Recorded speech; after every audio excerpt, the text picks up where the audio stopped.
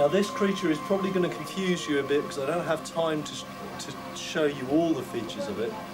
But I'll put down a creature that I've been playing with some time. You really can teach him to do anything you want. And I'll just put down one now. Let's just put down. There's my ape. I am responsible for teaching him what's right and wrong. Just like a parent is responsible for teaching what's right and wrong. So let's just show him this person over here. Can you slap him about? Oh yeah, definitely. That's coming. He's just going to have a look at that person. We'll see what he does. I'm not sure what he's going to do with that person.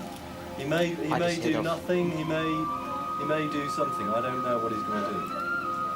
He's waiting because I told him to do something directly. What's he going to do? He's being nice to him. Well, we want him to be mean to the little people, maybe. So this time, what I'm going to do is I'm going to tell him off for being nice to that person. The way you tell him off is by slapping him. Just like you hit a dog when it's done something bad, he's being smart now. If he's being smart, I can just move the mouse quickly and... Move the mouse quickly and... And if you really want to tell him off, then you can really...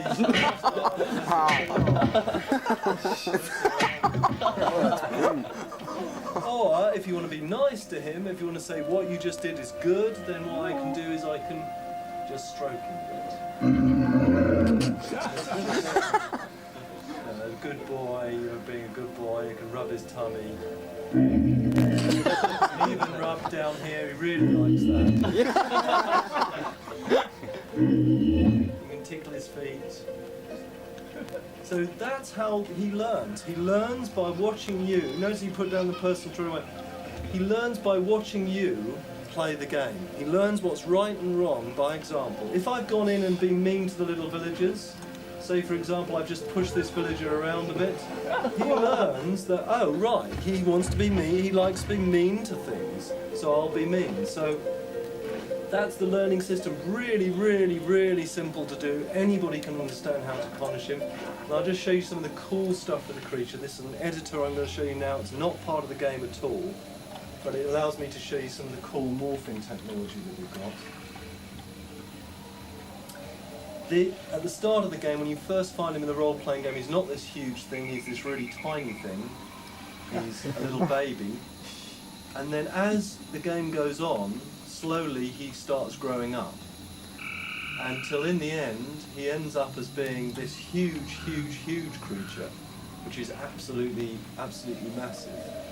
So that's the first change, but more important than that is this idea that he changes depending on what you're doing with him. For example, if you've got him to eat villagers, for example, he'll eat a lot of them, and he'll get very, very hungry, and he'll then start putting on weight. And at the end, he's this hugely fat, waddling thing. It's me. And the cool thing about him is, the absolutely amazingly cool thing about him is, in the single-player game, what you can do is take your creature out of the single-player game, go online with him and meet other people's creatures. You have to justify to other human beings why your creature is so fat. Why your creature is so thin and skinny. You can we have a full fighting model in here. He can do all the fighting moves that you found in any fighting game ever. And if he fights a lot, he starts getting stronger. He starts putting on muscle. And you can have creatures that are strong and thin, or thin and fat, or any combination of the two. Also, more importantly than that, is the idea that as you start giving him a personality, he will morph to reflect what the personality you've given him. So he'll morph to be more evil and vicious looking, or he'll morph to be more good and kind. And it's this idea that this creature is uniquely yours. No other creature is. I'm gonna have to just let me get rid of him because he thinks that I'm available to play with. So.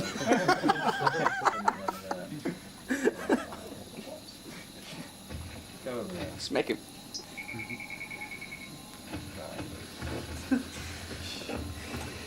not only, let's just load the instrument again. Not only that, we mess around with the creature a whole load. There's a massive amount of stuff that the creature can do. If you're online, you can use Black and White as this incredible chat program.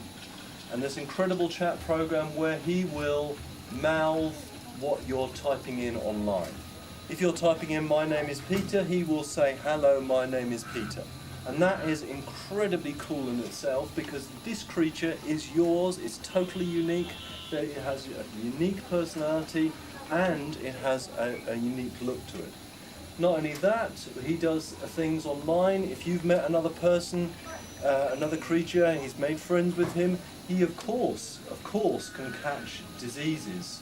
He can catch colds. We'll be injecting colds. He can catch fleas. He can sneeze. You have to teach him to do a whole range of different things, even where to go and have a shit. You can teach him to go and shit all over your opponent. That will be completely correct. But the most incredible thing is the fighting stuff that we've got in here. Now, what I can do is get him to fight another creature now. Would you like to see him fight another ape, a cow, or a tiger? Cow. Okay. Right, I've loaded the cow in there. Someone has playing around with a cow, and I'll just get them to fight now. All right. This is the two of them fighting, and we have got the most incredible damage system in there. In that every time creatures get damaged, they get damaged regionally on their body. That means that they can get cut in the right sort of place, in the place that they actually get hit at. It means that when that cut heals, that creature will be scarred there permanently. That means you go online with that creature, and you see another creature coming over here, and it's covered with cuts and scars and bruises. You know exactly what's happened to that creature. And you can see the cow there. His nose has been cut. If you look at your creature, you can see that his face is all a little bit bloody. If I can get the zoom right. I can't get the zoom right. Yeah, you can just see that his eye will start actually closing up. You can teach your creature a whole range of special moves. If you sit and watch this, they'll actually work out what the weak point is of the two players. I haven't got time to show you much more on that, but let me show you a couple more things about the cool things about the creature. For example, this is a tiger creature. It's not just the ape, it's a whole range of different creatures. Again, this creature can morph from being good and quite cute to being evil and quite vicious. And also it has this amazing capacity. If you're playing a music CD in Drive, he looks at the music CD ident key, works out what type of music you're playing, and will dance in perfect time to that music. So, for example, the tiger, for some bizarre reason, is particularly good at breakdancing, and will breakdance in perfect time. That means you can go online with your creature and say, "Hey, look what my cool creature can do," and it is quite cool, especially doing the sort of spinny stuff. So that's more of the creature side. Let me show you some of the spell stuff, which is just equally amazing. Is the idea that each person who plays it focuses on one creature rather than having just one creature? You've got one creature. That creature is an embodiment of whatever you want to make him within the world. Mm-hmm. He can be kind. He can go and help these little people build things. He can be aggressive and go out and attack other people. It's totally up to you how you construct it. So do they actually die, or do they just get beaten up to hell and get the crap beaten out? They won't actually die off. So let me just show you the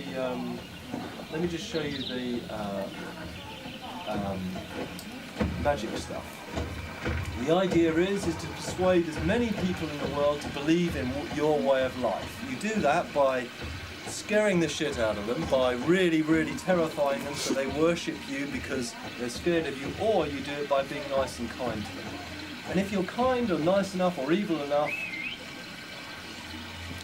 yes, all right, just go and play with this rock. Don't play with that rock there. They build this thing for you. And this thing, what it does is it tells all these people, now is the time to worship me. So they will all progress their way to the citadel here, ready to start praying. The more they pray, the more magic that you have. The more magic you have, the more powerful you are. And you can just see that they'll start to produce these icons above these spell tokens. And eventually, and we don't have time to have a look at this, eventually what will happen is I'll be able to cast these spells. I'll cheat now and pick up these spells. But the spell system is quite cool in itself because it allows you to gesture spells down. And I can show you an example of that now. What I do, if I want to protect these houses, if I'm worried that you're going to send your creature in to smash down my houses, I can protect them with a shield. And I just paint the shield down on the map. And the gesture recognition system works out exactly what you mean by when you cast it. So I've painted a small shield there. If I want to paint a bigger shield, I can paint a bigger shield down there. You can have any number of power-ups to your spells. For example, if I just go back here and select, instead of selecting a shield, I actually select a fireball.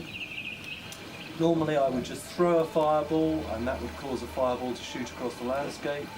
But if I power up this spell into with a different gesture, with a square gesture for this example, oops, I missed, it's intended to be a little bit hard to do. It will then change the whole nature of the spell into something like that, and we haven't got the sound effect on it. You can have any number of gestures. You can even have a gesture something like a pentagram, and even my signature is a gesture. Undocumented feature. Which is not quite working. It doesn't only have to be aggressive spells you can do. It can be passive spells. You can actually make things for the little people, make things for yourself. This is a forest spell, which will actually grow a forest. She should have clothes on.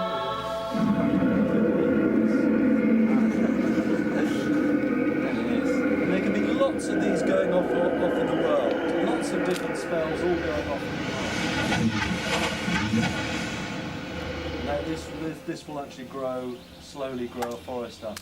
And the coolest thing of all of these spells you can teach to your creature. That means my creature is approaching your creature and suddenly out of his hands comes all these lightning bolts, like this for example. He can actually cast a spell like that. So your creatures can have these proper wizard battles, not only hand-to-hand combat. I mean, the world itself is just an amazing level of realism to it. You can interact with absolutely everything. I can just dip my finger in the water if I want to. There are lots and lots of different races on the world. This is a Japanese tribe. And Just spotting that island in the background. Yeah, there are many different. Yeah, islands. so you just is like one island, one level, and then you move on to the There's next. no such thing as levels. I don't believe that levels in the course of a game work, especially not on consoles, because the idea is it's an unfolding story. Like Zelda, if anyone played Zelda 64, that was a platform game, but it didn't feel like a platform game because there was this whole story element in there. Just like this is kind of like a God game, but it doesn't feel like a God game because you're playing through this role-playing system. Is there actually a story, or is the idea that it's so there is. rich? That No, you there is a story, and you can do anything you like in that story. It presents you with different things. It presents you with a village, and you may think, well, I'll just kill all those people because I feel a bit pissed off today. And the story will balance itself around what you do. The coolest thing about it is that as you play through this story, the AI behind the game is constructing this perfect opponent, which is the antithesis, the opposite of everything that you represent. If you're good within the world, it'll be evil. If you're evil in the world, it'll be good. And the level of detail in the game is really amazing. This is an example of level of detail of that. what we're doing is we're running a number of competitions where people will be able to win a place in the world. There's Steve Jackson's over here somewhere. Where is he? Peter, Yes. your name is supposed to be Microsoft now. Oh really? Yeah. Oh my God, we've got to finish now then. Yeah, we'll have to finish. But anyway, you can zoom right down and have a look at someone's face, and there'll actually be the person's. You can see there's a person's face there. Every single one of these people is a unique individual in itself. So we're releasing the game in January. The first version of the game will be called The Gathering, which will be free to download for your PC. You'll then be able to interact with everybody using The Gathering, and then you can buy the full version of Black and White in March. So what do you think? Brilliant. Thank you very much. Yeah. Thank you very much. Sorry it was so horrid and quick.